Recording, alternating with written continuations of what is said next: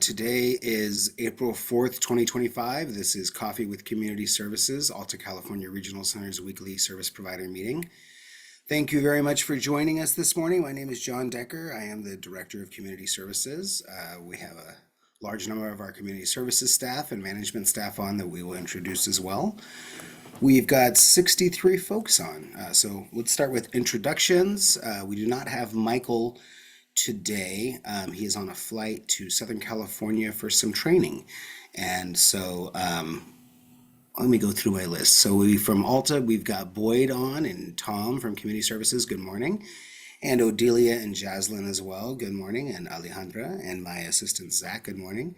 And Dan and Beverly and Janice and Chris from Community Services. And Alicia and Hubert and Carly and Shauna on as well. From Client Services, Max Roberts on. Good morning. And we have Jessica and Christine from Community Services, and our manager, Michelle, is on as well. Our lead, Jason, and our managers, Helen and Jordan. And I think Scott's still in a vendor meeting right now.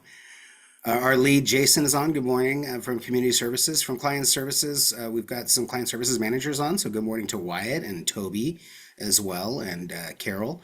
Additionally, from Community Services, we have Rhonda, who will be with us maybe shortly here in the beginning, and then Mason is on, as well as Kylie and, excuse me, Damien.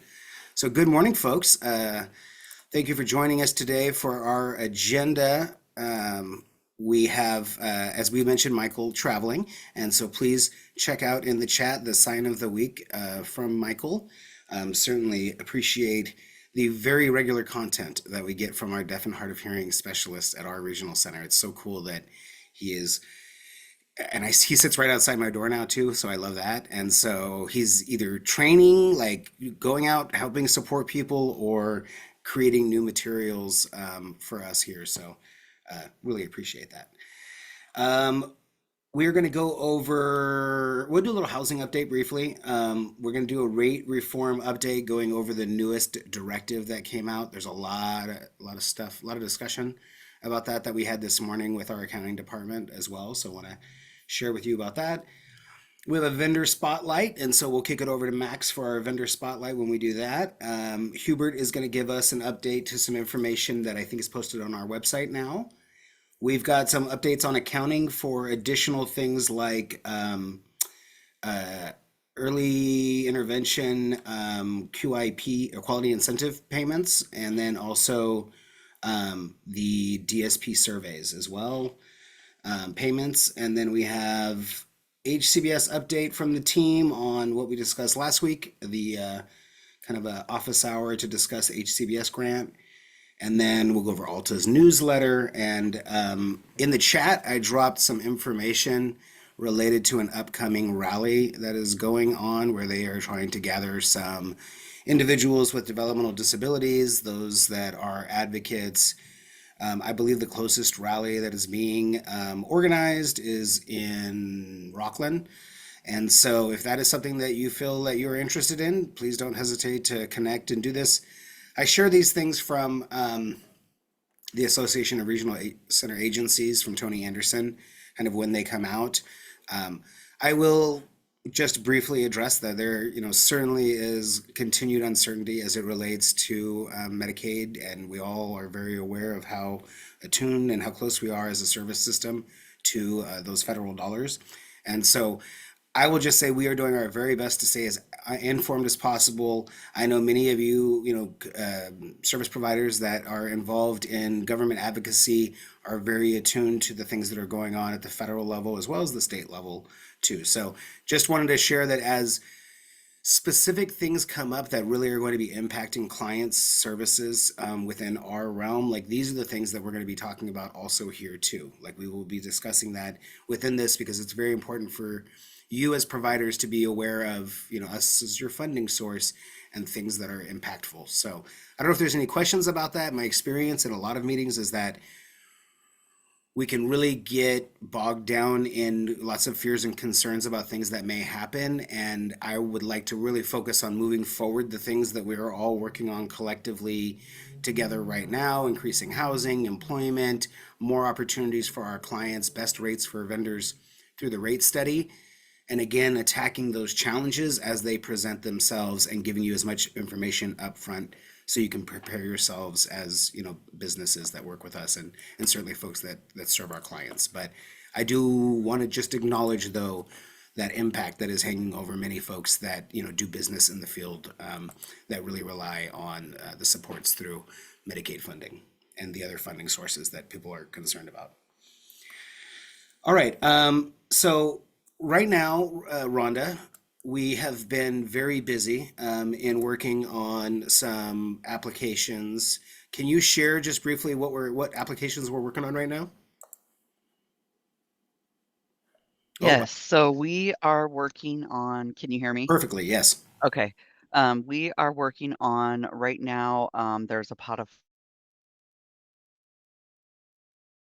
for developers to apply for their projects. And so we are working on these funding applications to be the lead service provider. And so right now we're working on 7 developers that we're partnering with. One is that we already have gap with, and that is in West Sacramento. We have another one that is in Elk Grove. That one's for 19 units. We have one that is in Placerville. That is 21 units.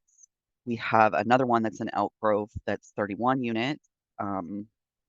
One in Roseville that's 13 units. One that we already also have gap funding applied to that is in Davis, and I am blanking on how many units that is. 10? I think that's 10. It is 10, yeah. And that's And senior housing. then senior housing. And then our latest one that just came in late yesterday is in Woodland, and that one is for 19 units. Um, I'll just mention the Woodland one briefly. Some of you in the past have been aware of the Woodland 2 project that we put forth 3 years ago to the department, 4 years ago maybe, to the Department of Developmental Services with Chelsea Investment Corporation. Unfortunately, we were not able to complete the development of that project, which is across the parking lot from our Woodland office. So it's a affordable housing project that we were really very disappointed, even though we have so many other things going on in Yolo County right now.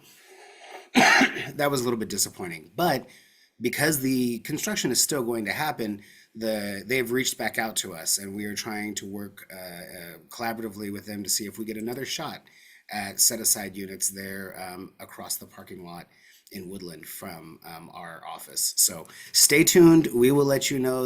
I did, Rhonda, you saw I gave an update to DDS this morning about it. I am not going to ask Rhonda to talk much more because your internet, I think, is going in and out, but I am to just share my Is screen real it? quickly with the new map that we put on our website for our board meeting.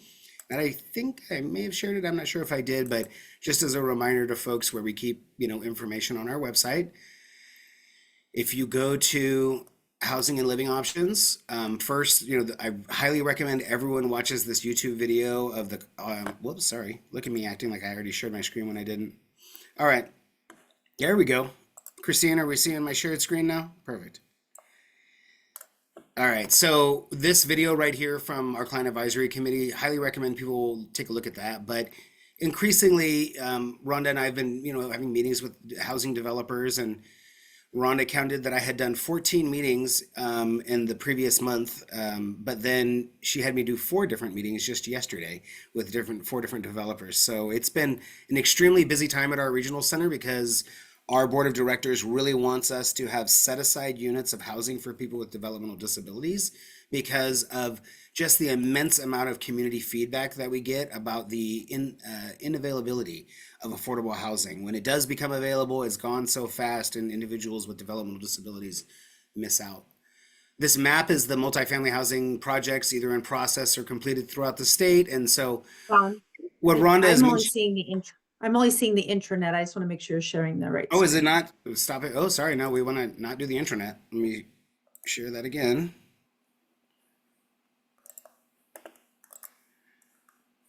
How about now? A map? It's still, yep, now the map. All right. We'll see how our internet is here. Okay, so with this kind of gives you a statewide look at the projects, and what we're trying to do is round out our map. So we are trying to have like a project up in Placerville that we really want to support. We've got projects up in Roseville that we're looking at trying to support. We have projects up in Woodland that we are looking at trying to support. Is Denise Hopkins on? I don't know if she is or not. He's off today. Oh, she is off. Well, I will update then that it does look like, Rhonda, that we may have some movement in an additional HUD 811 project in Yuba City. Yeah. So we got notice from Housing and Community Development that our clients are going to have some units to be able to utilize up in the Yuba City area, which is a part of our map that's not covered. And so that was something that was just announced. They were funded, and I can't say enough about the work that Denise Hopkins does, because she really works closely with the folks at Housing and Community Development and DDS to get us access to a number of additional set-aside units at those HUD 811 projects. But again, this is kind of the statewide map. We certainly are trying to encourage more and more development, excuse me, and appreciate all the work Rhonda's doing. Some of you also followed for years the project that we were doing on the corner of Bruceville and Laguna in Elk Grove, which did not end up coming to fruition because of ongoing financing issues.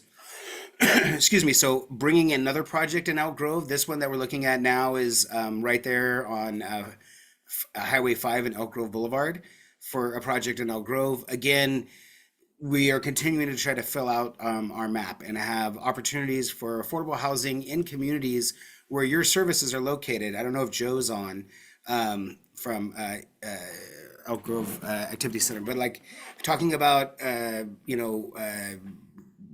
all the different services that we have in the Elk Grove area.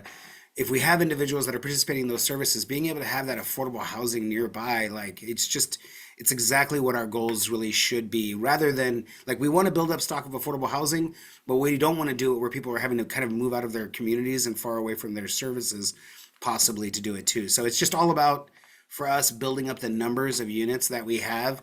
And Rhonda is absolutely invaluable. This was, she's funded through the assistive technology pilot that she also runs, which is, Max could tell you, Max Robertson's very involved in our assistive technology pilot.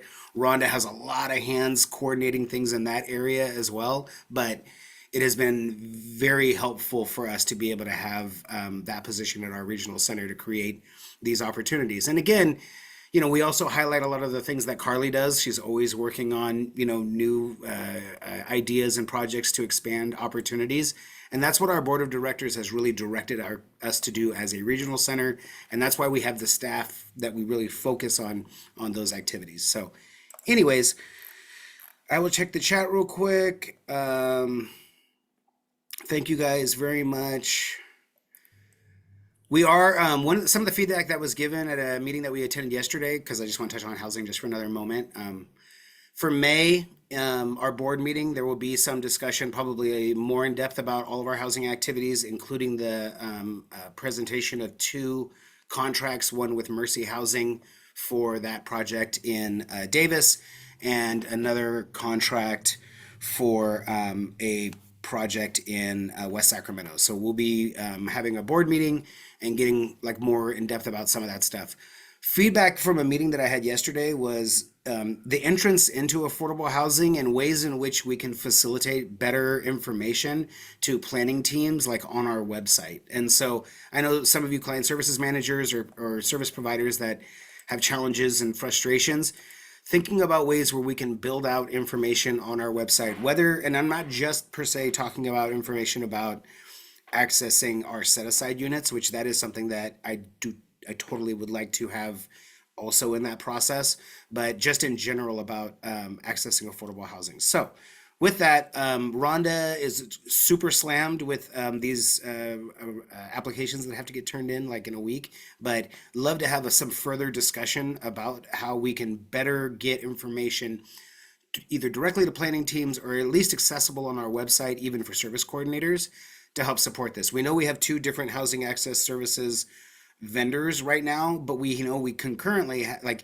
those vendors will also be aided by us having our competencies raised at the regional center and also having like some real transparent information on how to access our like set asides and things like that. So stay tuned for maybe some more discussions, and if you have an interest in feedback about that, please don't hesitate to email Rhonda and myself, and we can talk about what we need to kind of look at putting on our website, because we'd really like to have kind of a great portal for folks to get that information.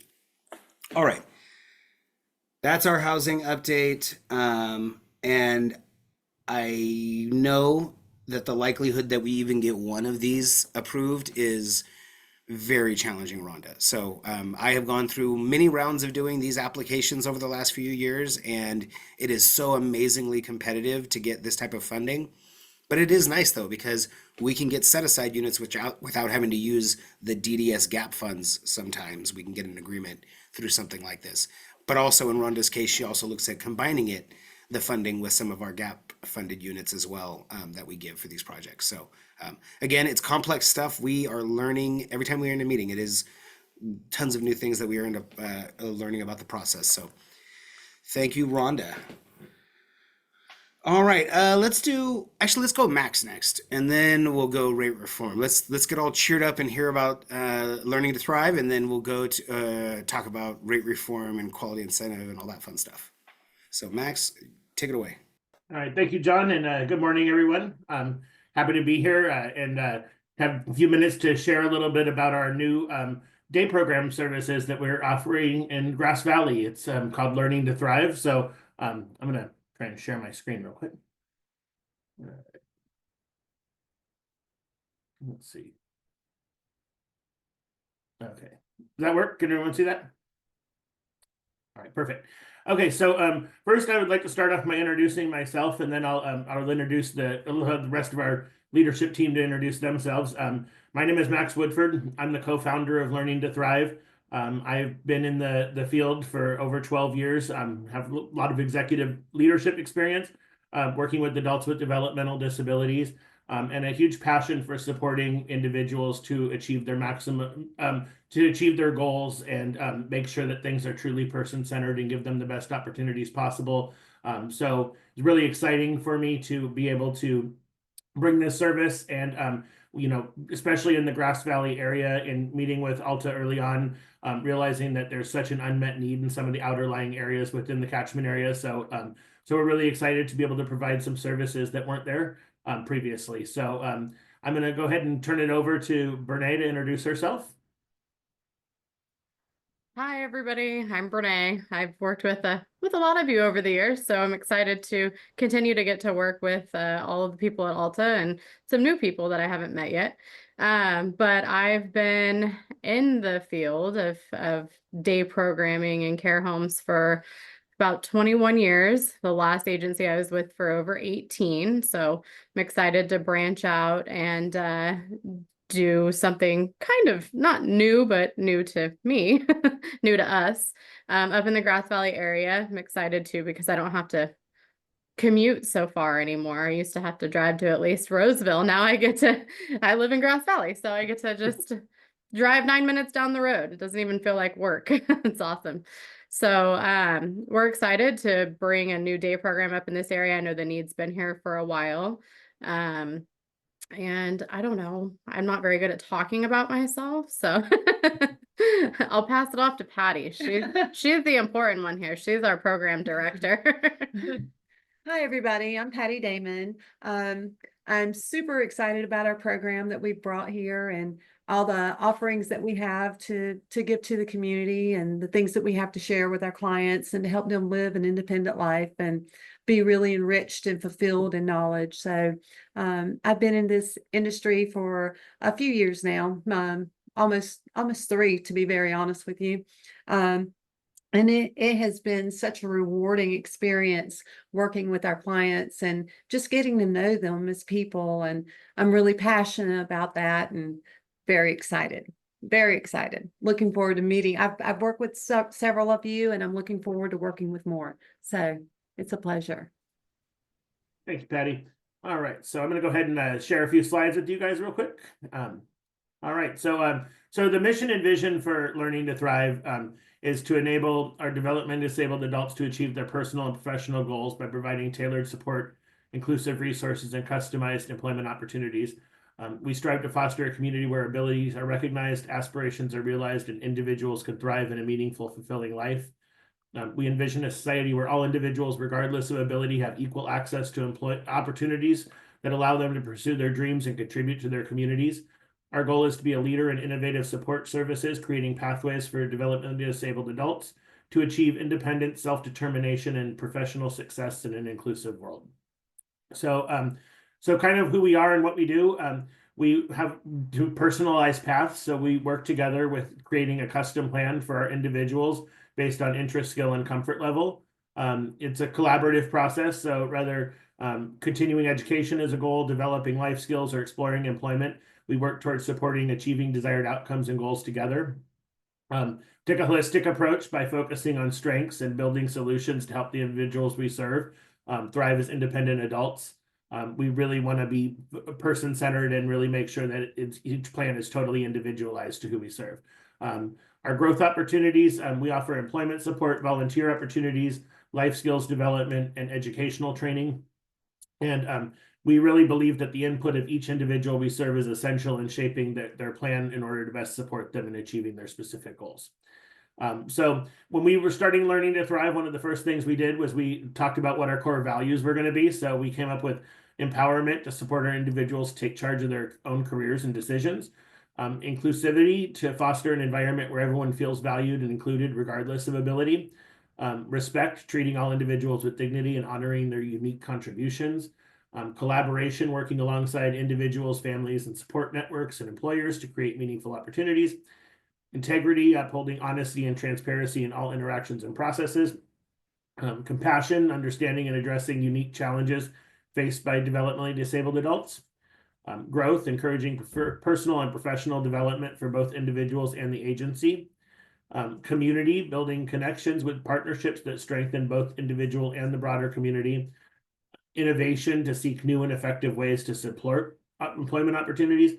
And lastly, advocacy, which, to champion the rights and the needs of our individuals that we serve in the workforce and beyond. So, so again, we focus on a few different things. We do a lot of life skills training. We work really hard on volunteer opportunities. That's a big one for getting community integration and also job skills. So we work to connect the individuals we serve with meaningful volunteer experiences that help build skills and community and engagement and building, learning different career paths and things of that nature. We also, we have a pretty extensive educational program that we've developed for our day program that is really designed to empower individuals with the need to succeed.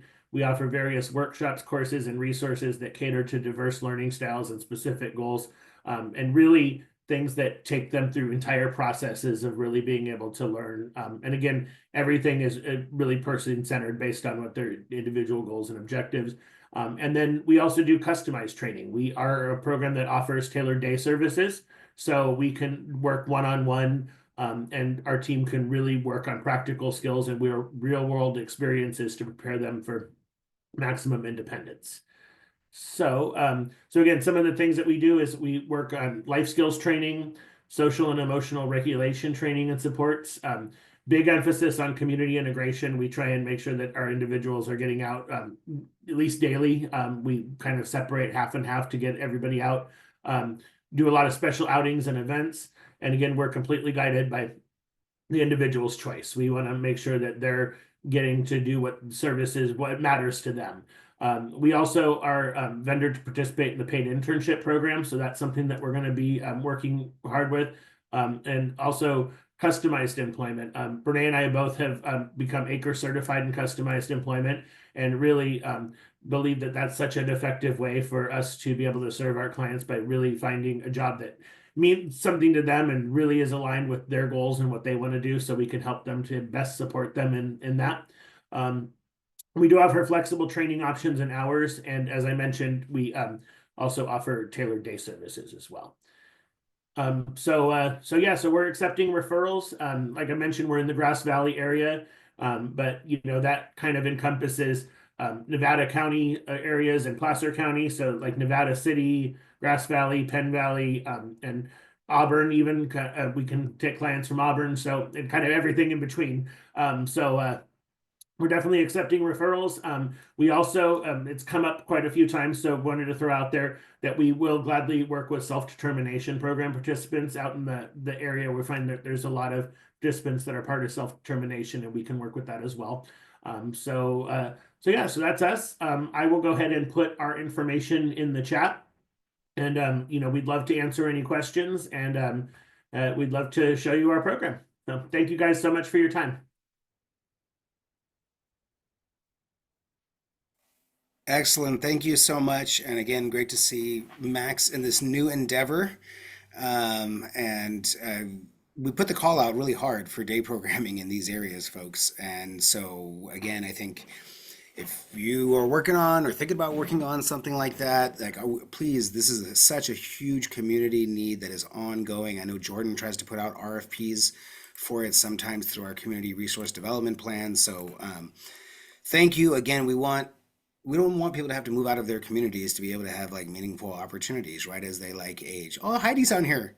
Good morning, Heidi. So anyways, that being said, just anyone else, please do in concert. I don't think when I met Max, it was certainly not up in Grass Valley. And so I appreciate the idea of having business in that area and bringing on the team here for some meaningful day programming experiences. So thank you for your presentation, guys.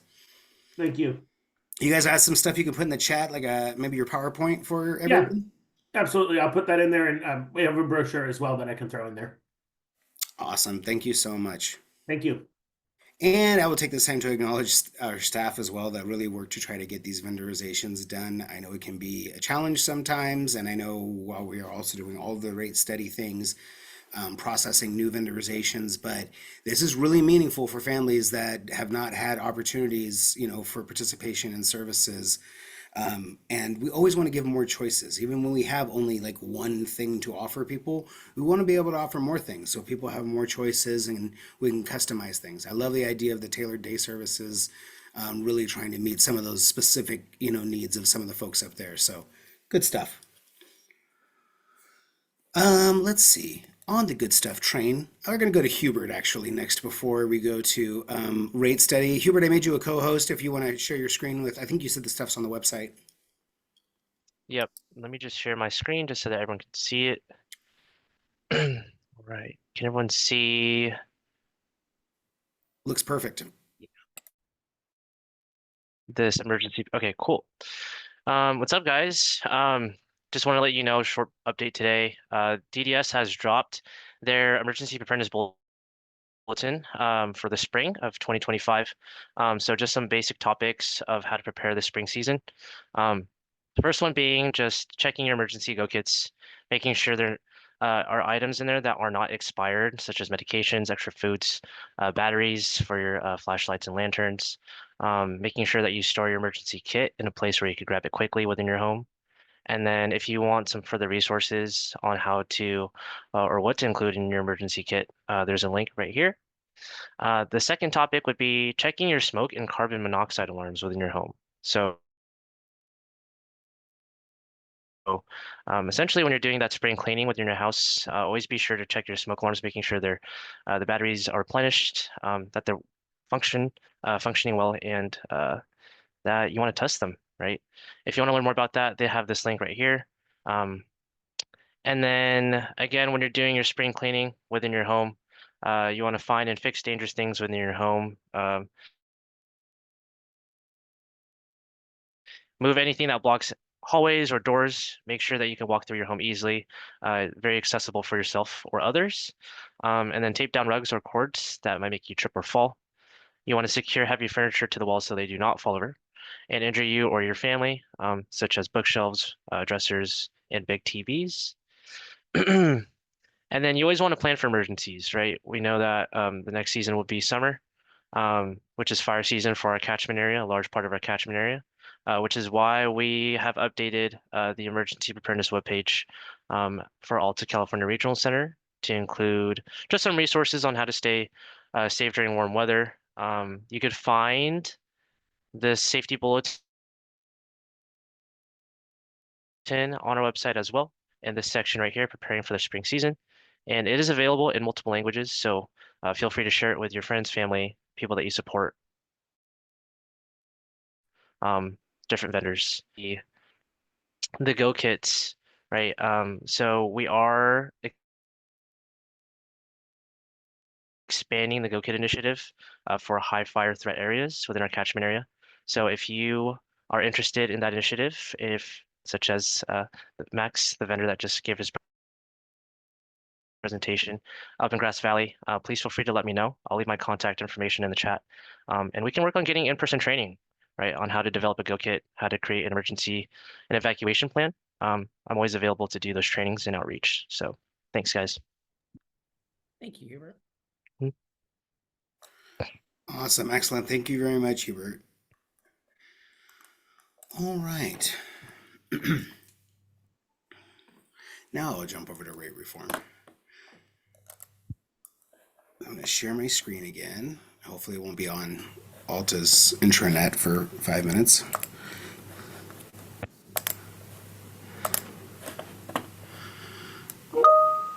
All right. Go to DDS's website actually to start. Okay, are we all seeing the front page of DDS's website? Are we starting to? Yes, indeed. Yep, all right, very good. So a new rate reform directive has been posted by the Department of Developmental Services, and I'd like to take an opportunity to go over it. I know I sent a message to Herman to send it out to folks via MailChimp that are signed up, and so hopefully folks got it that way. Additionally, I would just encourage involved service providers right now to probably regularly check DDS's website, because I know that they do not maintain their release of information schedule along with Coffee with Community Services scheduling. So not only do we get the master plan that dropped after our last Coffee with Community Services, but this as well. So this is the rate reform service acknowledgements, and the Department of Developmental Services has revised the deadline for completion to May 30th of 2025. So that was a question that was very frequently brought up by service providers is this March 30th due date going to be final, and am I going to get devendorized if it's not done by this date and I haven't got my letter yet from the regional center? And so I know we've been in lots of contact with a lot of providers that have had these questions, and so just wanted to make sure that all of you providers are aware. I sent this out to staff a little bit earlier this week, that the department has extended that to May 30th of 2025. Additionally, they've revised language that has been presented to you previously, and so I want to share that with you too. The revised deadline for completion, as I say, is May 30th. They only need to be completed once when initially documenting the initial rate and alignment, and are not required to be updated for subsequent quality incentive program activities or when other rate adjustments are completed.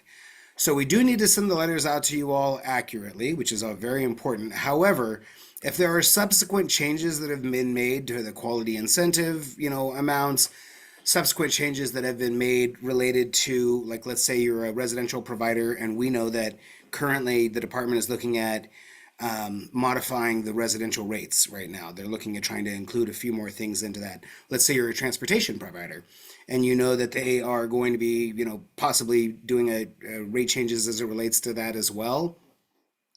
In these cases, we're not required to keep getting new acknowledgement forms from you, which is what the previous direction that we had gotten from the department was that we had to make sure that we had that. Now, certainly it's in our best interest to have a very accurate description of what your new rate is and ensure that we have that. We are, to the best of our abilities, processing these, and I will now throw it over to Michelle Duchesne, surprise, to give us just a brief update on kind of where we are at with with a revised schedule of getting the rest of the letters out. Yeah, so currently we're working with accounting to pull together our master tracker.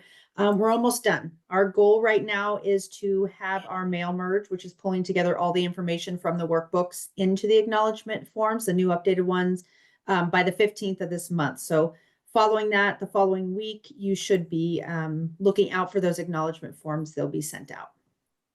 How big did I just make this on people's screens? So, well, that seems like an arbitrary date that you just gave, Michelle, but it certainly is not, because we are required now to report on April 22nd on our status of our completion of our service acknowledgement forms, and to report again on May 13th and again on May 30th. Again, last week we had told you that we were at about 20%, we believed, for completion 2 weeks ago. And we, I think, would be fine to share with this group possibly what our reporting percentages are in April and in May here, and the second one in May, just so that you all are in the loop as well.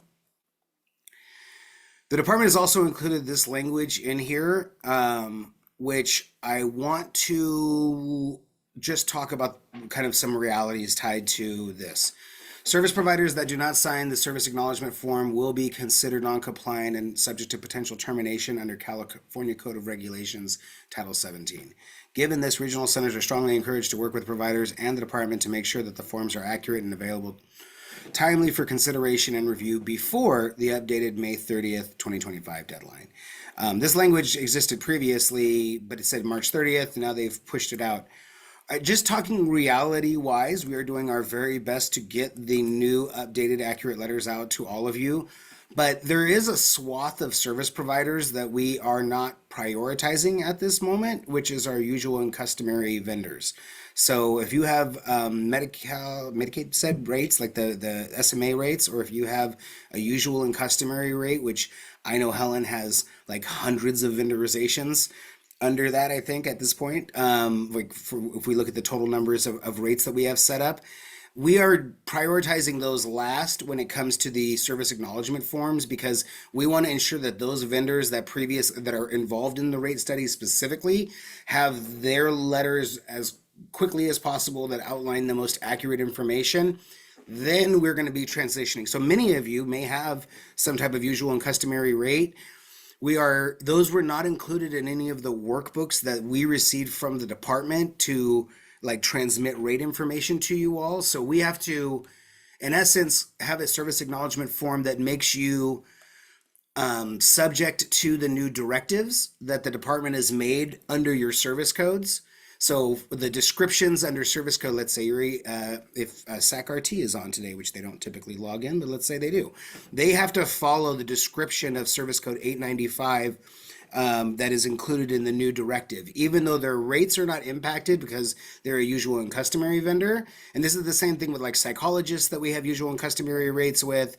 We have a number of them all over the world, so all over our area. So I don't know if anyone has any questions about that. It's just like the reality is that we are prioritizing you that have those DDS, the new DDS set rates first, and then prioritizing getting those out. We can continue to provide, you as a provider community update about that. We certainly do not want to put any provider in a position. And my reading of this is that my understanding is we are the ones that initiate the process of devendorization. At least that's always the way that it has been. And so, again, I think you just should know as providers that we are going to be doing our best to meet these deadlines, but it may well be that for some of those usual and customary vendors that it's into May significantly before you see like letters. It may be towards the end of May just because of the large number that we have as well. So I don't know if anyone has any questions about that, but just wanted to share not hopefully be as worried about that part of things. The main thing for us is really trying to ensure that we just get everyone their 100% benchmark as quickly as possible. And that means getting into the service provider directory. This is not new information. This is the only way to attain the 10% quality incentive portion. The next part I do want to get into a little bit more, which is the provider groupings and the information that's contained in here. What they've done is they've consolidated the previous 6 lists or 5 lists that they have of different service providers down to 3 lists, which include QIP eligible list, needs survey list, and new providers list. I'm going to talk about this. Sorry, DDS has just emailed me about my question about this right now from Aaron Christian, and so I'm actually going to read this. Okay. All right. I think we figured it out. So here's the information. So QIP eligible list, needs survey list, and new providers list. And the QIP eligible list, it's a little confusing when you look at it because the way the directive reads, it says, and maybe I need to zoom out slightly here, that service providers on the list will receive the full benchmark rate effective January 1, even if retroactively. But then under that list, it says service providers that have not yet registered and or completed their data submission must complete all of the steps in the provider directory no later than May 30th to keep the full 100% benchmark rate effective retroactively to January 1st of 2025. So the way we read that is that the QIP eligible list does not necessarily mean that this is a list of all the people that are made that are QIP eligible, but instead the list of people that have gotten moved over to the QIP eligible list, and then DDS is confirming their eligibility date within the list. The confusing part about this, as I go, and I will now open up the list so you can see what I'm talking about, which is rate reform, is that as of just a few minutes ago, the QIP list only consisted of people that were eligible effective January 1. But then the directive says, but wait, there's people in this QIP list that have to make sure that they complete their activities as before May 30th. Otherwise, they're going to lose the full benchmark rate. So what I think DDS has made clear just now, if I can find it, is that they're going to be adding people to the QIP eligible list if they have not yet. There we go. Sorry. Oh, this is not making it easier. One moment. Rate reform. Here's where the provider directory list is. Here is where the QIP eligible list is. Excuse me. So again, under this list, what we have taken it is that everyone that's on here, and we can filter this list. Everyone's seeing the list now? Is it coming up? Yeah, good. All right. So we're going to filter real quick. I know Michelle Duchesne has talked about the fact that the filter, we did go over the blanks and found the ones that were altas based off of, whoops. There we go. Based off of the ones that have the same vendor numbers as ours. So they allegedly, the new thing that they are going to be doing is they're going to be adding to this list vendors that are QIP eligible, but their effective date is not January 1. And so that list is supposed to be coming over here as well. So I guess the main thing we're trying to get clarification from the department on is, are they going to have people on this list that are QIP eligible, but then also say no? Like right now, they don't have any no's on here. So that's why the directive's a little bit confusing, because now it says like QIP eligible list, but vendors that have not yet registered or completed their data submission must complete all of the steps to keep their full benchmark rate. Well, we've already paid you out your full benchmark rate for some of you service providers. So I guess the only thing that we would add to this is that if you are a service provider that has gotten onto the QIP eligible list, we are planning on, and we have paid you for the increased quality incentives effective January 1. And we just really need to make sure that by May 30th, you have done all the steps, because we don't want to get a list later from DDS, which we don't know how that would work out, that says these are the people that haven't completed all of the activities. I know that's really confusing. Like I've asked DDS to meet with us next week. But again, I'm reading the other email that they sent over to me just about it this morning, and it looks like we need to get a little bit more clarification from the department. For the needs survey list, we have very small. I believe we have less than 60 service providers that are on this list as a regional center. So again, that's a very small list, not a huge number. But again, the big kind of question that we had is this QIP eligible list? If you're saying that there are people that need to possibly complete activities on this list, how are we differentiating it on the QIP eligible list that is posted on DDS's website?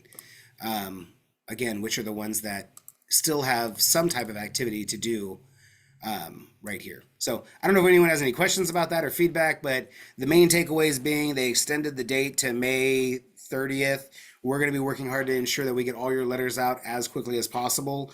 We've paid out a bunch of QIPs, and we believe that we did it based off of folks that were, expressed to us by the department. It was effective January 1, and we'll continue to update you if there's any changes that come from the department related to that.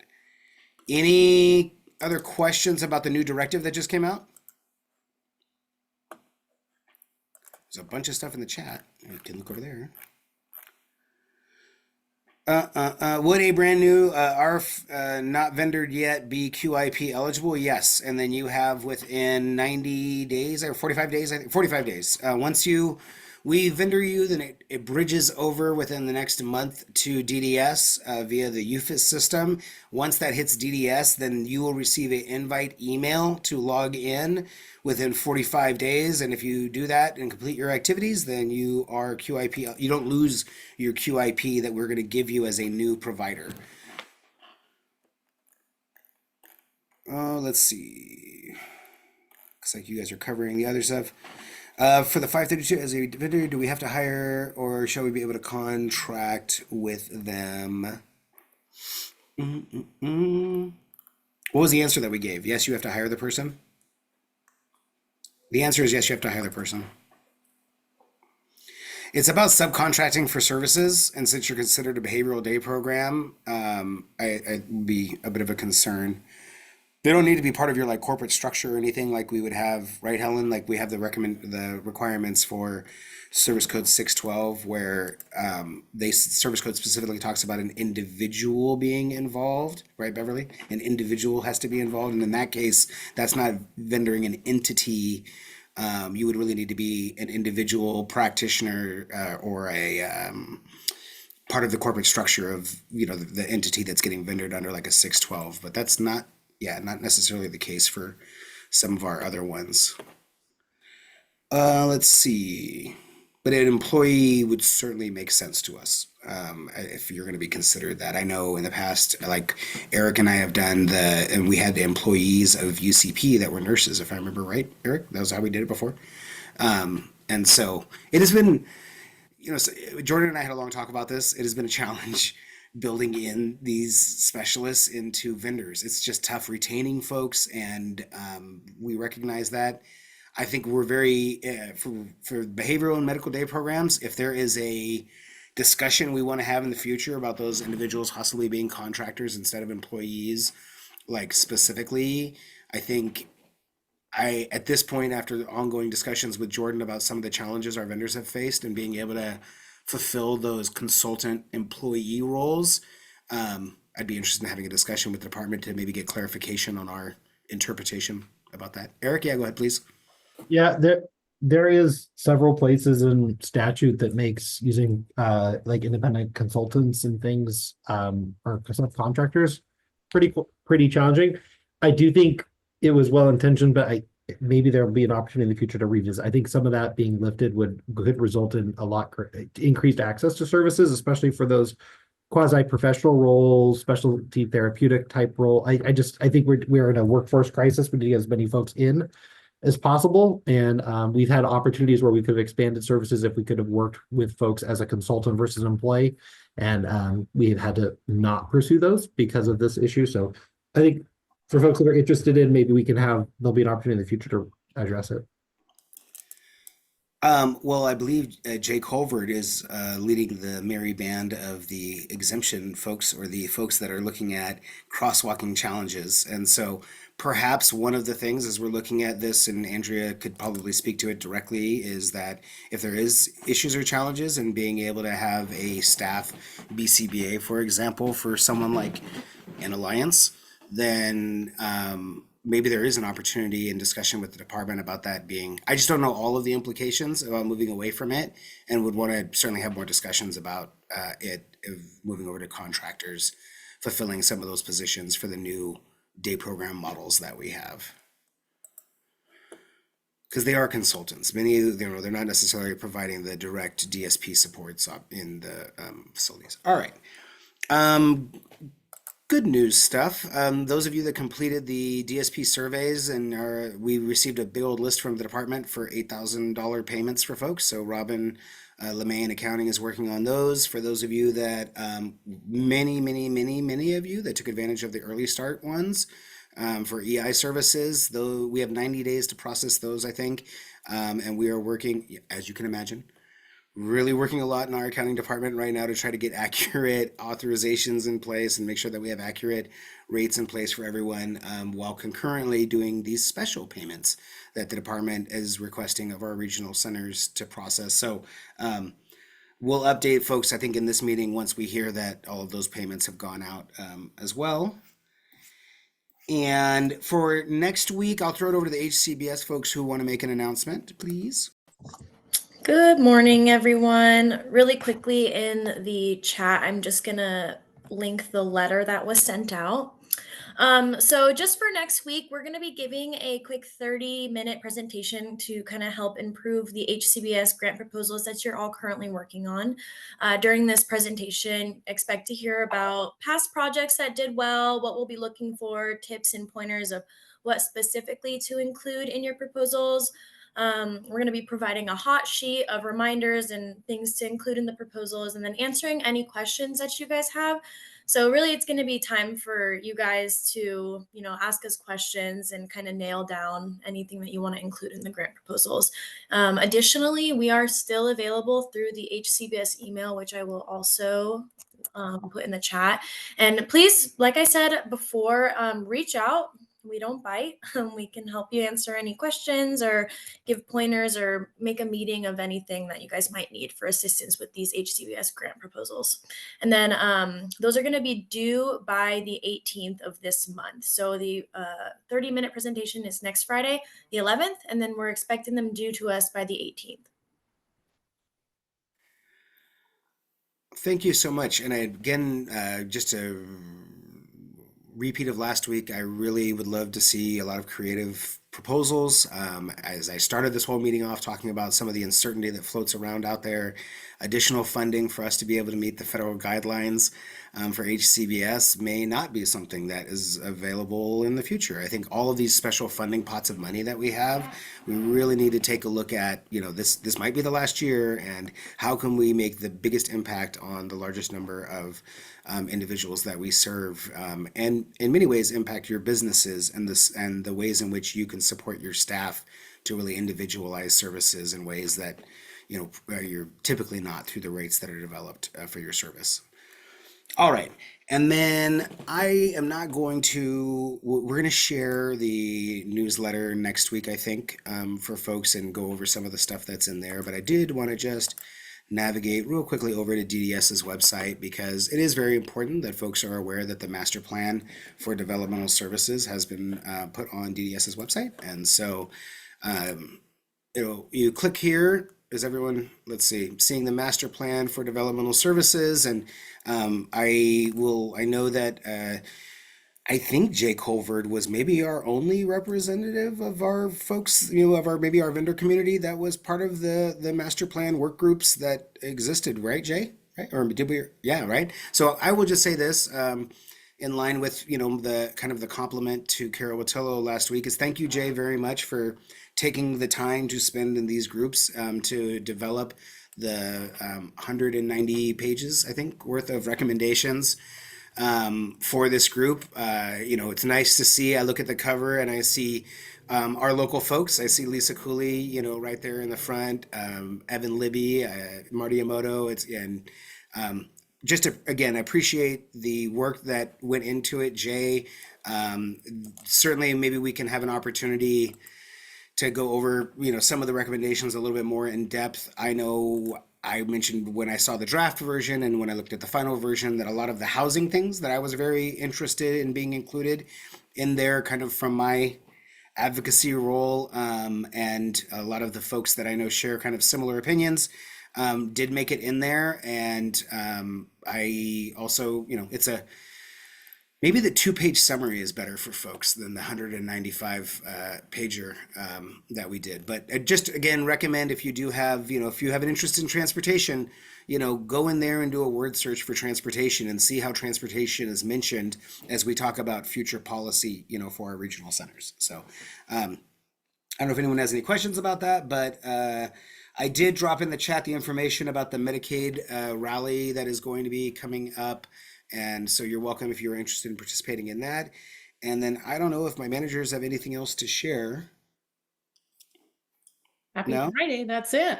Happy Friday. That is it. Maybe some people are still going on spring break next week or something. So Maybe, hopefully okay. people can build that into their days. But otherwise, I know we have our upcoming provider advisory committee meeting on Thursday, and so really hope that folks will choose to attend that as well. And you get to come to our new building and check it out in person. And so look forward to that. We will not be meeting with transportation providers, I don't think, after that meeting. I don't think we have that planned for this one, but certainly Michelle Duchesne will be at the meeting for anyone that may want to catch her afterwards to talk about any specific things, or we can certainly get our specialists involved.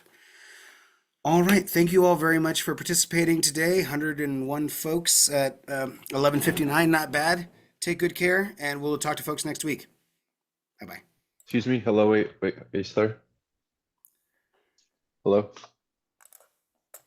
Hello. Are you still there?